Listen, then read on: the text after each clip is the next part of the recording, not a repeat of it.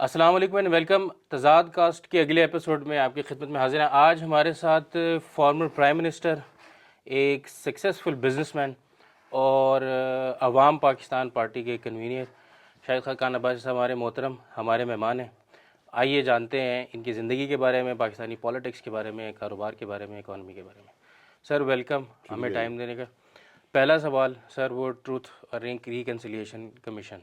جی، میں ہمیشہ کہتا ہوں ٹروتھ کمیشن بنا دیں، ریکنسیلیشن کو چھوڑ دیں.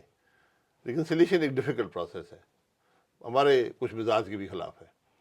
تو ٹروتھ بنا دیں کہ جس کے پاس بھی فرسٹ ہینڈ انفارمیشن ہے ملک کی تاریخ کے بارے میں، جو ایونٹس ہوئے ہیں، چاہے وہ 48 میں ہوئے، 47 میں ہوئے، 48 میں ہوئے، 50 کے اشرے میں، کسی اشرے میں ہوئے، آج بھی ہو رہے ہیں، وہ ڈاکیومنٹ کر دیں. بس اتنی بات ہے. سر اتنی پولرائزیشن ہے اس وقت ہمارے معاشرے میں، سیاست میں، جوڈیشری میں بھی، ایون ہمارے ہر ادارے میں. اس میں پھر اس ٹروتھ کمیشن کی یا اس کی کریڈیبلٹی کیا ہوگی؟ لوگ اس کی پرسیپشن خراب نہیں ہو جائے گی؟ سر کریڈیبلٹی اب تو مانتے آپ کو کوئی بھی نہیں چاہیے ہے. نہیں ہے نا، آپ نے صرف ڈاکیومنٹ کرنا ہے. وہ آئیں گے، جو بھی آدمی فرسٹ ہینڈ انفارمیشن رکھتا ہے کسی ایشو پر، وہ آئے گا کہ جی میں نے یہ کیا، مجھے یہ میں نے عمل کیا، یہ میں نے ایکشن لیا. وہ آ کے بس ڈاکیومنٹ کر دے گا.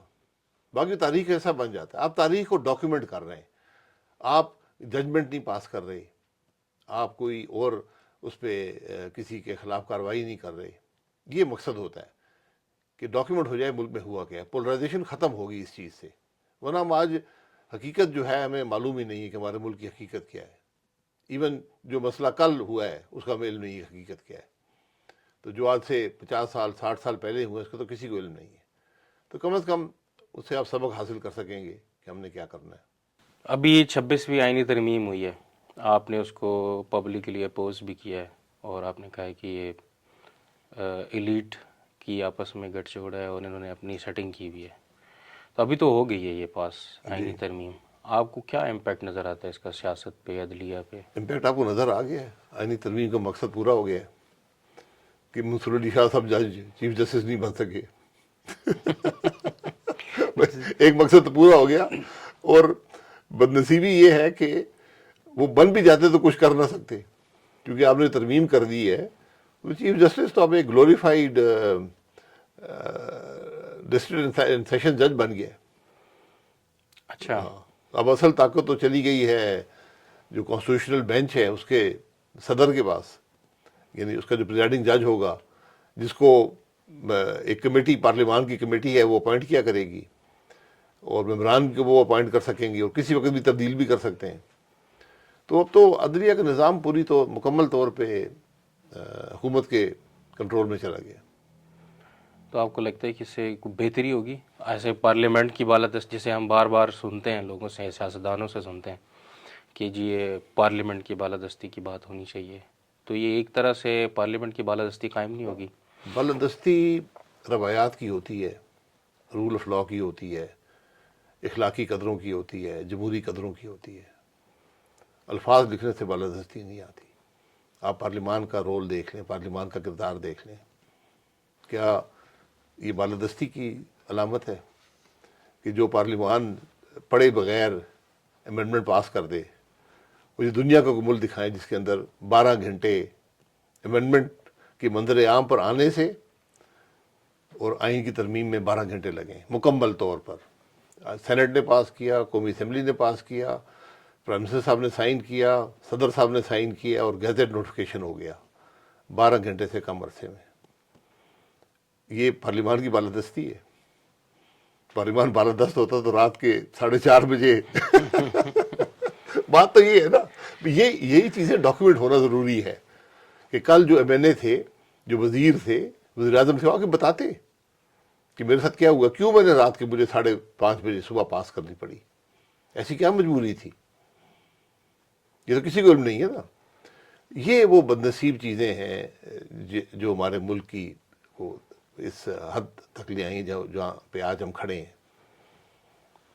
آپ کی ساری زندگی ہم نے دیکھی ہے سیاست میں، مسلم لیگ کے ساتھ آپ کی ایک لائلٹی ہے ہر حد تک، مطلب کسی حد تک بھی ہم اس کے اوپر کوئی بندہ سوال نہیں کر سکتا. آپ کے مخالف ہوں، جنہوں نے آپ کا کیس بنایا، وہ بھی یہ بات مانتے ہیں. پھر ایسا کیا ہوا ہے کہ آپ نے بالکل ایک الگ راستہ چنا ہے اور بالکل الگ ہو گئے؟ کوئی تو ایکسٹریم چیز ہوئی ہوگی. دیکھیں میری لائلٹی کسی شخص کے ساتھ نہیں ہے، کسی جماعت کے ساتھ نہیں، اصول کے ساتھ ہے.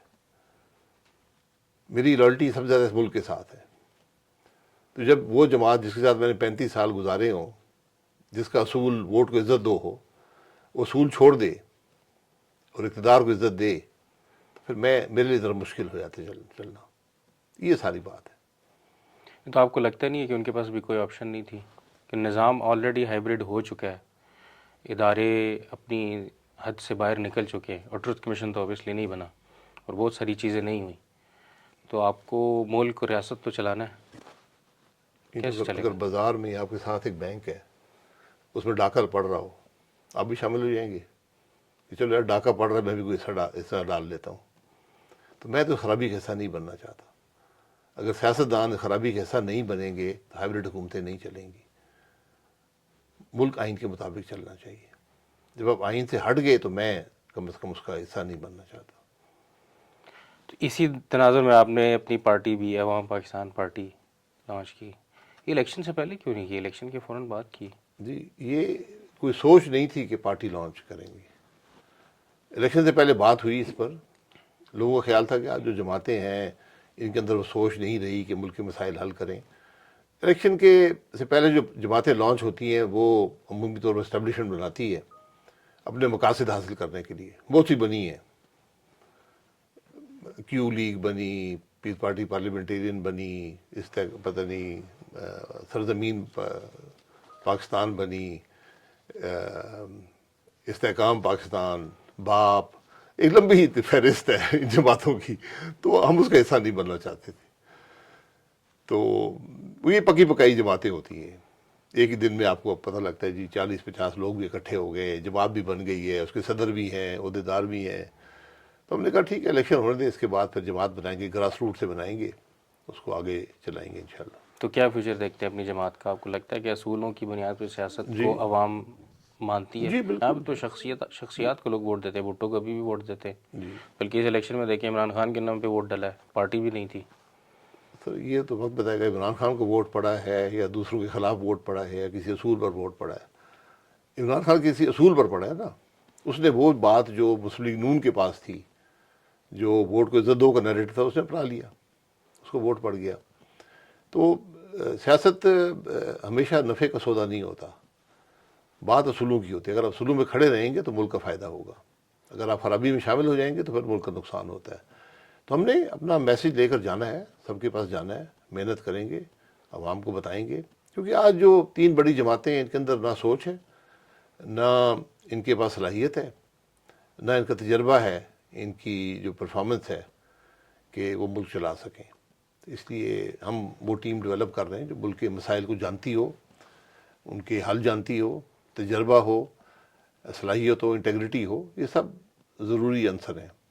تو پھر یہ جو بھی اس وقت ہم اسٹیبلٹی دیکھ رہے ہیں اکنامک یا کسی حد تک سیاسی استحکام جو پاکستان میں آیا ہوا ہے، تو یہ اس کا تعلق ان جماعتوں کی کیپیسٹی اور اس سے نہیں ہے؟ کون سی اسٹیبلٹی ہے اور کون سا استحکام؟ ڈالر ریٹ رکا ہوا ہے، انفلیشن تھوڑی کم ہوئی ہے. ڈالر ریٹ، آپ ملک کے اندر ترقی بند کر دیں، ڈالر ریٹ کا مستحکم ہو جائے گا. لیکن وہ تو آپ ساری پاکستان بند کر دیں، ڈالر ریٹ 10 روپے پہ ڈالر آ جائے گا. یہ کوئی استحکام تو نہیں ہے نا. یہ آپ کو گروتھ چاہیے، ملک کو گروتھ چاہیے. امپورٹ گروتھ، لیڈ، جی امپورٹ کی بنیاد پر. سر امپورٹ نہیں، ایکسپورٹ کو گرو کریں نا. گروتھ ایکسپورٹ سے بھی آتی ہے. ہم نے ادھر تو کبھی کام کیا نہیں ہے. تو پچھلے عمران خان صاحب کی بھی کوئی پالیسی نہیں تھی ملک کے مسائل حل کرنے کے لیے. پھر 16 مہینے اس حکومت کی بھی نہیں تھی. اب 8 مہینے گزر گئے ہیں، 2 سال ہو گئے اس حکومت کو. انہوں نے ایک پیسے کا کام نہیں کیا. تو ملک کیسے ترقی کرے گا؟ یہ تو خام خیالی ہے نا. تو سیاسی استحکام، آپ حالت دیکھ لیں ملک کی. جو ملک موٹر وے کاٹ کر جلوس روکتا ہو، کنٹینر لگا کر دارالحکومت بند کر کے 3 دن اپنے دارالحکومت بند کر کے کانفرنس کراتا ہو، اس میں استحکام ہوتا ہے. صحیح. 60 امریکی کانگریس مین نے بائیڈن کو خط لکھا ہے، بلکہ ہم نے عافیہ صدیقی کے لیے بھی خط لکھا ہے. کیا عمران خان کو رہا کر دینا چاہیے ان کو؟ خطوط پہ نہ کوئی رہا کبھی ہوا ہے نہ ہوگا. خطوط وہاں سے 600 بھی لکھ کے بھیج دیں، حالانکہ 600 ہیں نہیں. کچھ نہیں ہوگا. یہ پہلے بھی خط آتے رہے, بھٹو صاحب کے بھی خط آتے تھے, میاں صاحب کے لیے بھی آئے ہیں, یہ خطوط آتے رہتے ہیں. جب آپ نے فیصلہ کیا کہ ہم نے رول آف لا نہیں ہے ہمارے ملک میں, تو جو مرضی خطوط لکھتا رہے. لیکن آپ نہیں دیکھتے کہ یہ ریاست اور حکومت اور معاشرہ بھی تھریٹ فیل کرتا ہے عمران خان کے پورے پروجیکٹ سے, اور تو ابھی اس کو ریورس کیا جا رہا ہے اس وجہ سے سر پروجیکٹ کیونکہ انسیکیورٹیز ہیں. پروجیکٹ میں نے تو نہیں بنایا تھا نا. پروجیکٹ ہے تو عوام نے قبول کر لیا ہے. یہ بدقسمتی ہے, اس کو بدقسمتی سمجھیں, خوش قسمتی سمجھیں, لیکن لوگوں نے قبول کیا ہے. آپ نے وہ نیریٹو بنایا, پھر الیکشن چوری کر کے لے کر آئے, پھر ہٹایا, پھر یہ حکومت آ گئی الیکشن چوری کے نتیجے میں. تو پروجیکٹ آپ چلاتے رہے, ملک نہیں چلے گا. آپ عمران خان کی حکومت کو, ابھی پچھلے دنوں میں نے پڑھا ہے کہ آپ نے کہا سب سے کرپٹ, ان کی بھی کرپٹ حکومت تھی, یہ بھی کرپٹ ہی ہیں, اور کرپشن کے لیے نیب بنا ہے. نیب کا کوئی مستقبل آپ تو نہیں دیکھتے؟ نہیں, نیب کا مستقبل ہے آپ بڑا. کہتے ہیں اس کو ختم ہونا چاہیے. نہیں, میں کہہ رہا ہوں نا, لیکن جن کو ضرورت ہے نیب کی وہ تو ختم نہیں ہونے دیں گے. نیب سے آپ سیاست کرتے ہیں, نیب کے علاوہ سیاست نہیں, مشکل ہوتی ہے. کیسے ڈرائیں گے دھمکائیں گے MNAs کو؟ عمران خان صاحب نے عثمان بزدار کو لگایا چیف منسٹر پنجاب. یہ وہ حکومت پاکستان کی, میں نے 85 کے بعد ہر حکومت دیکھی ہے, کرپٹ ترین حکومت تھی پنجاب کی, کوئی اس کا مقابلہ نہیں تھا. محمود خان کی کرپٹ ترین حکومت تھی KP کے اندر. یہاں پر آپ وزراء کی حالت دیکھ لیں وفاق کے اندر, ہر اسلام آباد جانتا ہے کون سے وزیر پیسے لے رہے تھے, کون سے نہیں لے رہے تھے. تو کرپشن نیریٹو جو لے کر آئے, سب سے کرپٹ تو خود نکلے. یہ بدنصیبی ہے.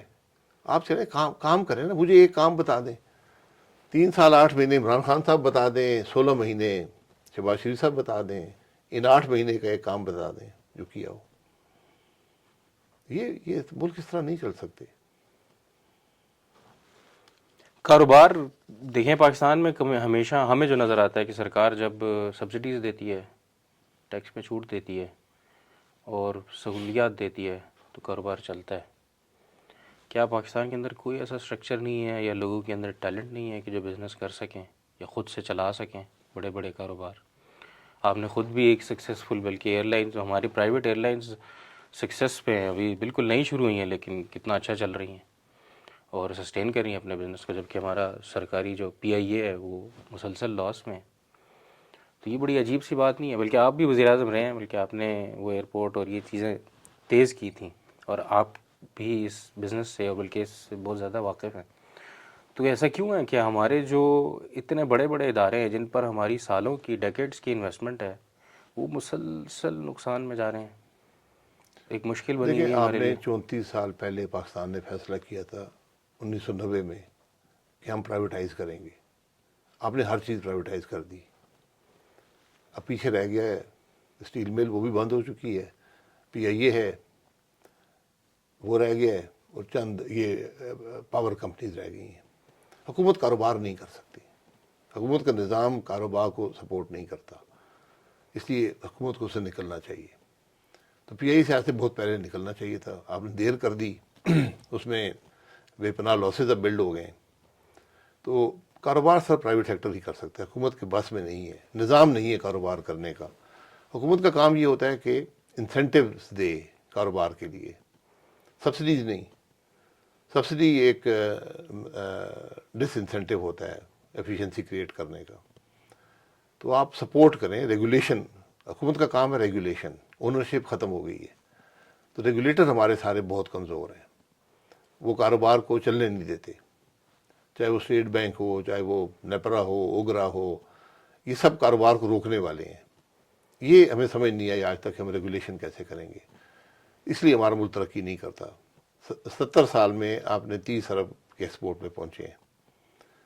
تو کیا ایکسپورٹر جو ہے وہ بڑھنا نہیں چاہتا, وہ زیادہ پیسے نہیں کمانا چاہتا؟ تو ایک فطری بات ہوتی ہے نا انسان کی کہ میں کاروبار کر رہا ہوں, کاروبار بڑھنا چاہیے. تو کیوں نہیں بڑھتا, اس چیز کو پتہ کریں.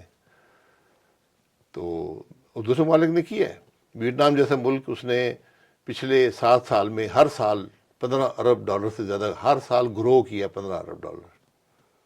کیا آپ نہیں کر سکتے؟ یہ سوال ہیں جن کا جواب ہمیں دینا ہوگا. یہ حکومت کا کام ہے. تو جب حکومت سڑکیں کاٹنے میں لگی رہے گی، کنٹینر رکھنے میں لگی رہے گی، دن میں گھنٹے تو 24 ہی ہیں نا، تو پھر آپ ملک آگے نہیں چلے گا. جب آپ سیاسی مخالفین کو ڈرانے دھمکانے میں لگے رہیں گے، جب آپ 6 ہفتے پوری پارلیمان پوری حکومت مفلوج رہے کہ ہم نے آئینی ترمیم کرنی ہے، وہ ترمیم جسے کسی نے دیکھی نہیں ہے، پھر تو ملک نہیں چلا کرتے. صحیح. سر پاکستان میں نا رینڈملی آپ بھی جانتے ہوں گے، کسی بھی بچے سے آپ پوچھیں نا تو وہ کہتے ہیں بڑے ہو کے آپ کیا بنیں گے، تو کہتے ہیں پائلٹ بنیں گے. تو آپ تو بن گئے ایئر فورس میں، آپ پائلٹ کے طور پہ نہیں میں ایئر فورس میں نہیں جوائن میں نے نہیں کی. میرے والد صاحب ایئر فورس کے پائلٹ تھے، اور ان چند لوگوں میں تھے جنہوں نے ایئر فورس بنائی 50 اور 60 کے عشرے میں، اطہر خان صاحب، نور خان صاحب کے ساتھ. میری آئی سائٹ کمزور تھی، ورنہ میں بھی شاید چلا جاتا. میرے بھائی تھے، ان کو والد صاحب نے منع کر دیا کہ جوائن نہ کرو، کیونکہ ان کا یہ موقف تھا کہ ہم نے بڑی سختی سے لوگوں پر سختی کر کے، زیرو ٹالرنس جسے کہتے ہیں، ہم نے یہ ادارہ بنایا ہے، تو پھر وہ لوگ تمہیں معاف نہیں کریں گے کیونکہ وہ تمہارے سینئر ہوں گے.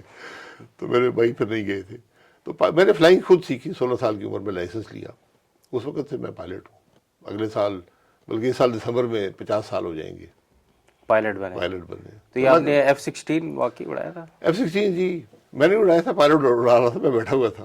اچھا، آپ اس کے ساتھ. لیکن وہ ملٹری جہاز ہیں، ان کا اپنا ایک نظام ہوتا ہے چلانے کا، اور کچھ چلانے میں ان کی آسانی ہوتی ہے کمپیئر ٹو جو جہاز میں چلاتا رہا ہوں، اور کچھ مشکل ہوتی ہے. سب ٹریننگ کی بات ہے، آپ ٹریننگ لیں تو ہر کام کر سکتے ہیں. پاکستان میں ایسی ہے کوئی سہولت کہ لوگ پائلٹ بن سکیں؟ جی ہزاروں لوگ پائلٹ بنے.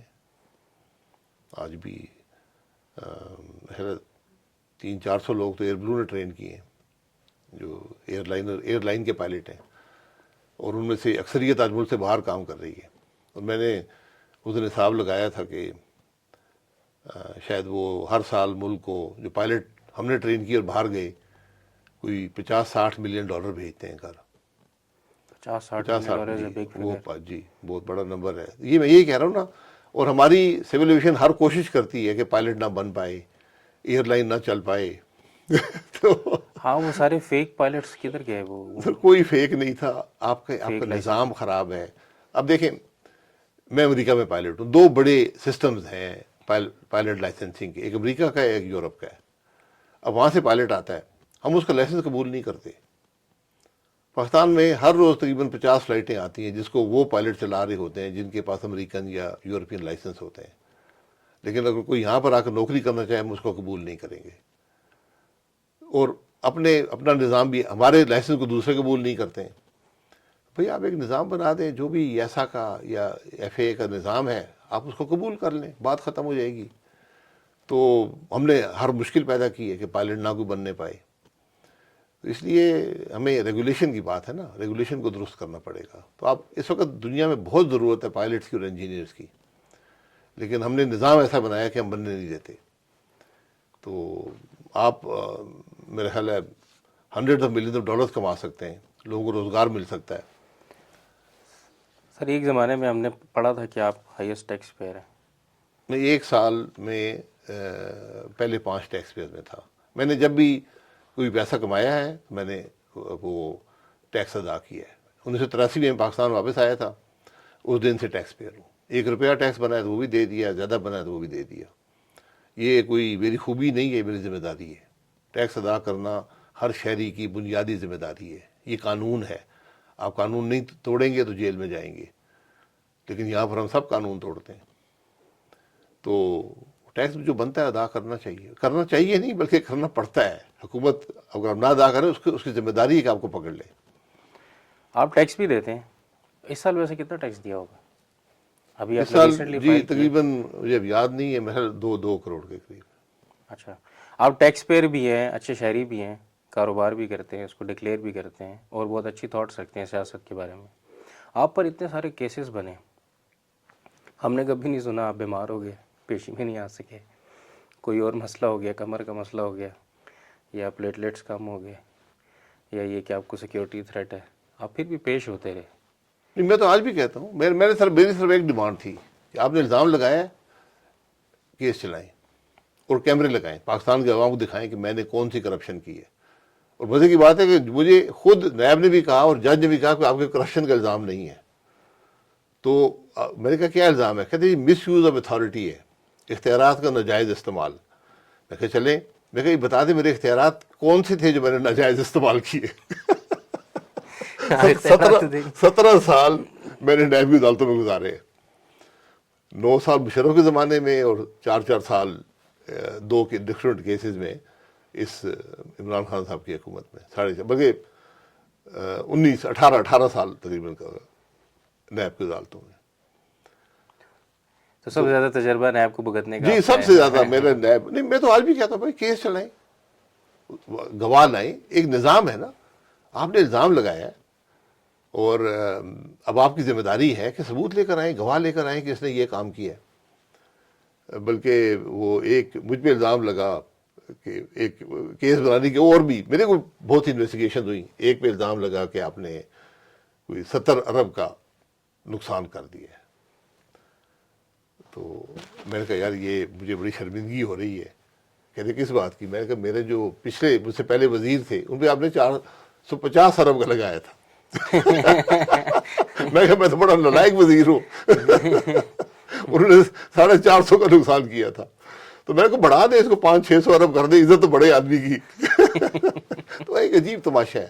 یقین کریں کہ آپ کے ساتھ رہا، مجھے تو خیر اس میں کوئی اتنی پرواہ نہیں ہوتی، لیکن دوسرے لوگوں کی زندگی خراب ہوتی ہیں. کیونکہ یہ بات ہم سمجھتے نہیں ہیں کہ آپ ہمارے ملک میں وزیر جو ہے وہ منسٹری کا انچارج نہیں ہوتا، سیکرٹری ہوتا ہے.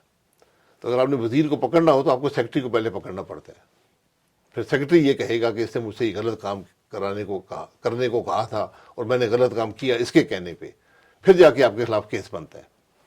جن کیسز میں یہ چیزیں ہوتی رہی اس میں تو آپ اونرشپ لیتے رہے کہ نہیں میں نے کہا آپ نے جی میں نے کہا میں نے کام کیا ہے، میں کہ ان کو چھوڑیں. میں نے اپنی 3 سیکرٹریوں کو میں نے خط لکھا اور اپنے بیٹے کو بھیجا. میں نے کہا بول دو یار کہ میرے خلاف بیان دے دیں، کوئی بات نہیں ہے، اپنی جان چھڑائیں ان پاگلوں سے. حقیقت سے، کیونکہ ہم نے دیکھا نا مل کے کام کیا نا. لیڈرشپ منسٹر پرووائڈ کرتا ہے، سیکرٹری کا کام ہوتا ہے کہ وہ کاغذی کارروائی پوری کرے. تو میں نے کہا جو آپ نے کام کیا آپ کہہ دیں، جو یہ کہہ رہے ہیں اس پہ سائن کر دیں. کیونکہ وہ 2 کاغذ رکھتے تھے سیکرٹری کے سامنے، ایک اس کی اپروور اسٹیٹمنٹ ہوتی تھی اور ایک اس کا یعنی اپروور، یعنی میں نے یہ جرم کیا ہے اور منسٹر کے کہنے پہ کیا ہے، اور دوسرا اس کا اریسٹ وارنٹ ہوتا تھا کہ تم بھی اب ساتھ تم بھی ملزم بن جاؤ گے. تو میں نے سب کو کہا، میں نے کہا یار جان بچاؤ ان پاگلوں سے.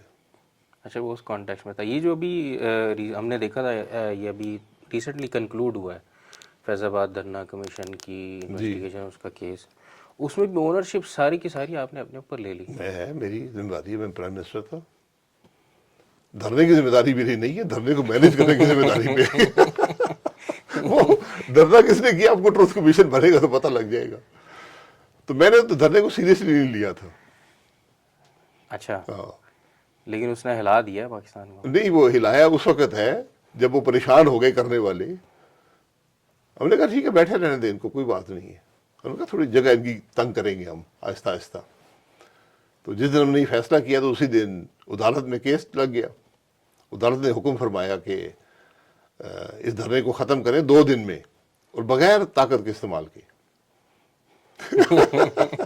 ہماری عدالتیں بھی الحمدللہ بڑے بڑے کام کرتی ہے. تو بس وہ پولیس، ہم نے پولیس کو کہا بھی تم رہنے دو مت کرو. انہوں نے کہا نہیں جی ہم پہ تو کنٹیمپٹ لگ جائے گی. یہ ساری ملی بھگت ہوتی ہے، وہ پٹیشنر بھی، جج بھی، پولیس بھی، یہ سب ملے ہوئے تھے. تو انہوں نے ایک چھوٹی سی کوشش کی دھرنا ہٹانے کی. دھرنے والوں نے مار بگایا پولیس کو. پوری اسلام آباد پولیس، پنجاب پولیس آئی نہیں. 30,000 آدمی تھا، وہ نہیں آئے. تو بس ٹھیک ہے، پھر ہم حکومت کی ریٹ ختم ہو گئی. پھر آپ کو نیگوشیٹ کرنا پڑا ان کے ساتھ. تو نیگوشیشن میں وہ آپ نے معاہدہ سائن کیا، وہ گھر چلے گئے. زیادہ راہ بھی ہم نے دیا ان کو. بڑے بڑے تماشے. زیادہ راہ وہ کس بجٹ سے کیا دفاع کے یا سرکار؟ نہیں وہ ہم نے نہیں دیا تھا. وہ ایک آرمی کے افسر تھے، رینجرز کے انچارج تھے میرے خیال ہے. انہوں نے شاید رینجر فنڈ سے اپنی جیب سے زیادہ راہ مہیا کیا. Sir thank you for giving بہت شکریہ. بہت شکریہ سر، بہت شکریہ.